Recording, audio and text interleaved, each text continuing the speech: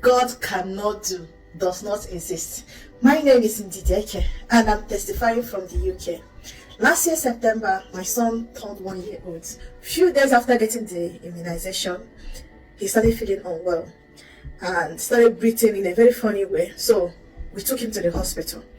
When we got to the hospital in our city, they looked at him. After all the check for several hours, they said he had issue with his heart. So they referred us to hospital in Glasgow. We got there, he got intubated.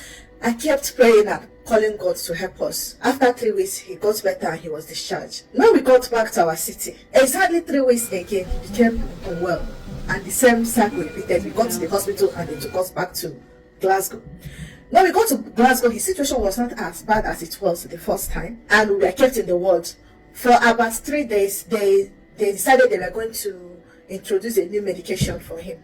So they gave him that medication and his blood pressure reduced drastically. And he became very, very unsettled. Throughout the night of that day, he was sweating like someone that ran marathon. They're now rushing back to ICU. When we got to the ICU, they said his condition was so bad that they have to paralyze him and put him on life support.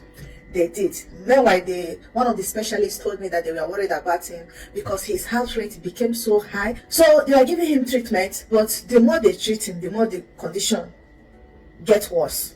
8 days after that, they said that he was in a very bad situation. They have to put him in ECMO machine. So this ECMO machine, what it does is it will drain the patient's blood, all his blood out of his body, add oxygen to it and remove carbon dioxide. It happened on 18th of November 2024. When they put him on the ECMO machine, the next day being 19th, the doctors, one of the consultants called me to tell me that the situation they saw my son, that he wasn't going to survive. I said my son will not die. That the God herself said I will not cast my young. He will not die. So he repeated himself. He just wanted to make sure I understood what he was saying. I said my son will not die. So he left me. I was weak. So I had to call my husband, who was in another city, and join us in Glasgow to come and see what we are hearing. So they came. When they got in the evening, coincidentally, the other consultants came to address me. So this time around, I was sitting just by the side of my son in the ECMO machine. He now pointed at the machine. He said, your son's life is in this machine and we are going to disconnect the machine as soon as possible. I just want to tell you to prepare your mind that once we take him off the machine, he will not survive. It will just be a matter of minutes and he will pass. I said my son's life is not in the machine. His life is in the hand of God. The God herself said I will not cast my young. So I keep saying it, my son will not die. So while we are there, my husband now arrived and he said the same thing. My husband said no, we are not going to bury our child. So the consultant was a bit confused. So he now said he's going to reschedule the meeting the next day so that other specialists who are taking part in the care of my son will tell me what they found. So the doctor advised that I can call my pastor if I wish, that they are going to bring the hospital chaplain in the meeting as well. So prior to the meeting the next day, throughout that day it was a very difficult time. We don't know what to do because there's no place to go to. They have contacted all the centers in the UK that specialize on heart issue, and from all the results they've gotten from the lab, there's no solution according to them. In the night that day, my husband woke me up. He was praying. I was just hearing they must obey, they must obey. I didn't know what he was shouting, but when I woke up I realized that he has opened one old NSPPD prayer. I don't know today, just old one. So he was praying with it. So that now occurred to me to not join the next morning prayer. So that morning by 6 I woke up to join. When in the prayer, I heard this prayer point for the first time in my life. Pastor Jerry said, touched the earth and said, oh earth, you shall not receive my body. I jumped up from my bed and I pointed on the floor.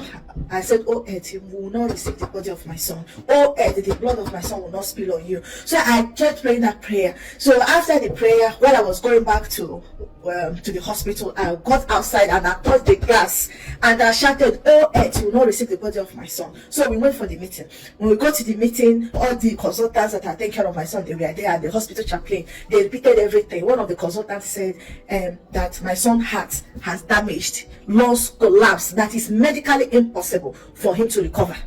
So that they called us in that meeting for us to prepare our mind, because they are going to remove him from that machine and let us just bid him farewell, just watch him, give him a cuddle as he dies. I said my son will not die. His heart works, his lungs works, everything concerning my son is working. That the only thing that is broken is the machine they used to scan him. I said the God herself has said I will not cast my young, and that is what I believe. Doctor, I appreciate your report. Thank you for what you have said. You have said from the beginning, you keep telling me that let's introduce this treatment, things will get better, and at the end of the day, nothing gets better up till now. So this one you're predicting that is going to die, that I still reject it, that the God I serve said I will not cast my young, and I would rather believe the God I serve.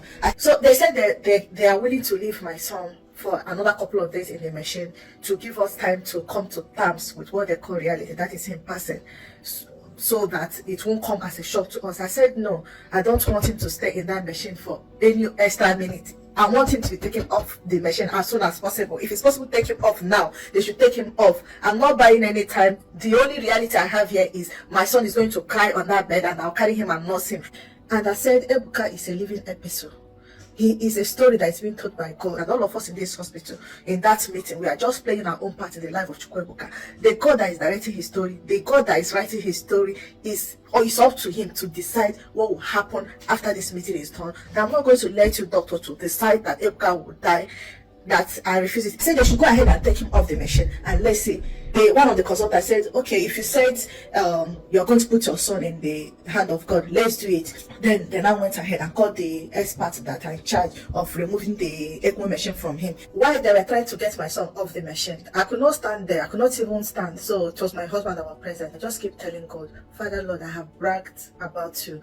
I have bragged of all you can do. I have bragged about your word. Please come and defend yourself. Don't put your name to disrepute. I have told these people that you said I will not cast my young. I have told them that you're an expert in dealing with difficult problems. You're an expert in doing things that are impossible. After bragging about you, please come and defend yourself. When they tried to remove the machine, they followed the protocol to work because they expected him to die within 15 minutes. So when they before they remove it, they just test run it for 15 minutes. By God's grace, my son was still alive. They tried it again the second time, making it 30 minutes. He still did not die. They removed the machine. To the glory of God, they keep removing treatment. In fact, the more they remove the supports they put to him, on my son, the more he recovered. In less than 3 weeks, he was removed from all form of support. But I just want to thank God.